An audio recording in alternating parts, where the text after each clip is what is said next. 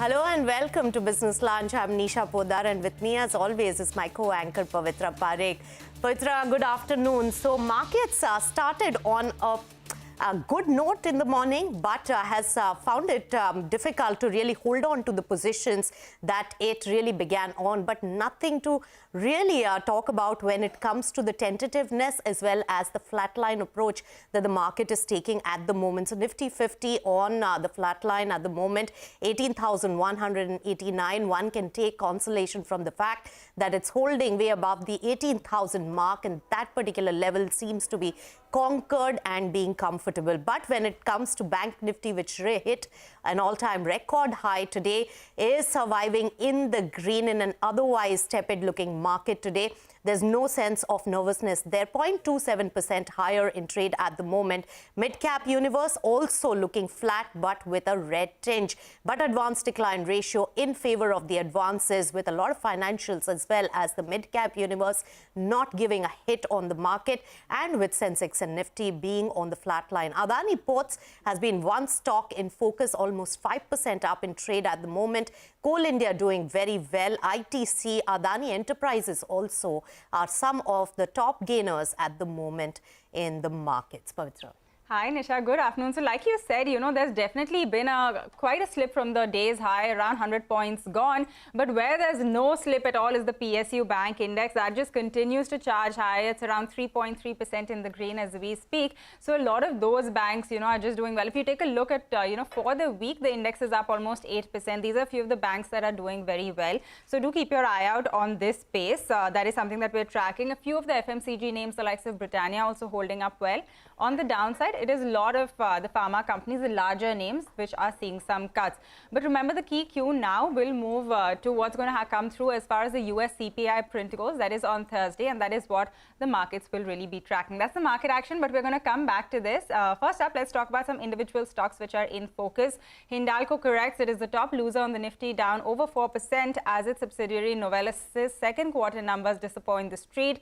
The subsidiary has also lowered its guidance on the capex and realization. So Nigel is here to fill us in with more details. Nigel.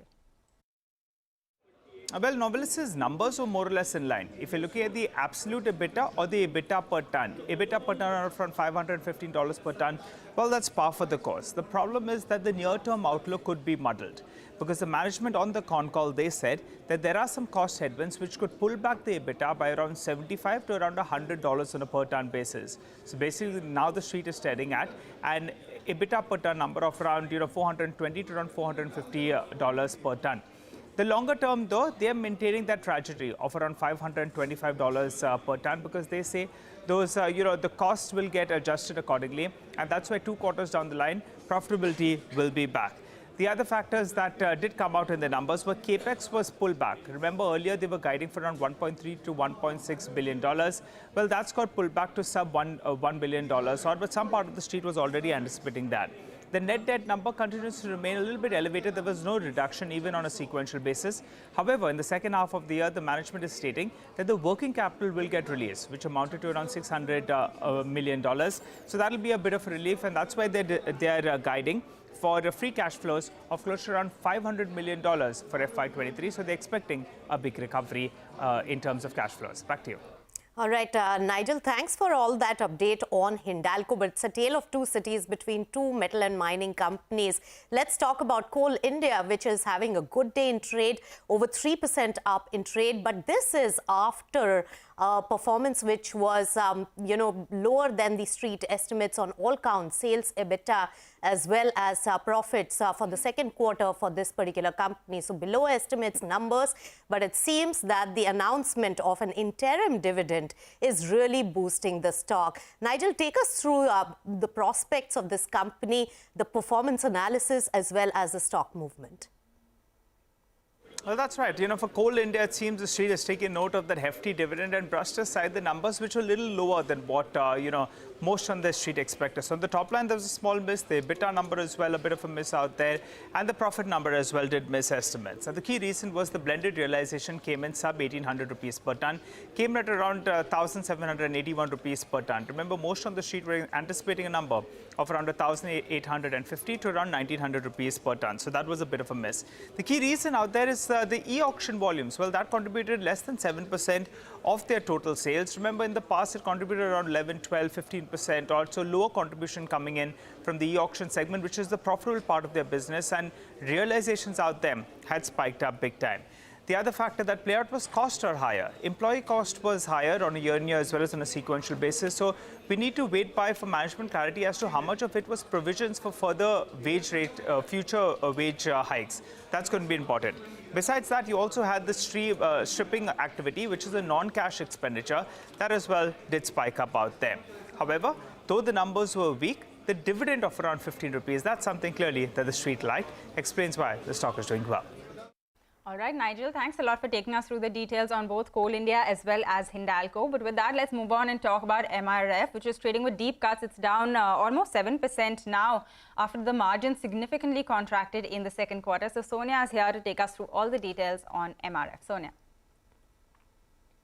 Well, thanks a lot for that. Yes, MRF is under quite a bit of pressure today on the back of a weakness that the company has seen in its margin performance this time around because of higher raw material costs. Now, it's interesting that MRF is down 6% while CEAT is up about 1.5%. That's because while MRF has seen a contraction of gross margins, CEAT has seen an improvement. Perhaps that's because MRF has not been able to pass on all the raw material costs to the consumers. If you look at the Q2 margins, they have fallen 230 basis points year on year, coming in at just 8.2%. And if you compare it to the last 5 quarters for MRF, it would trade in a margin band of 10 to 11%, and that has fallen substantially in the last 2 quarters. Hence, the question is, when will MRF return to double-digit margins? And that's something the street is concerned about. On the top line, no problems at all. A revenue growth in excess of 18% because of a good improvement in the auto OEM demand. There's a pickup in semiconductor availability, because of which production has picked up across OEMs as well. But it's the margin pressure which is dragging down the stock today.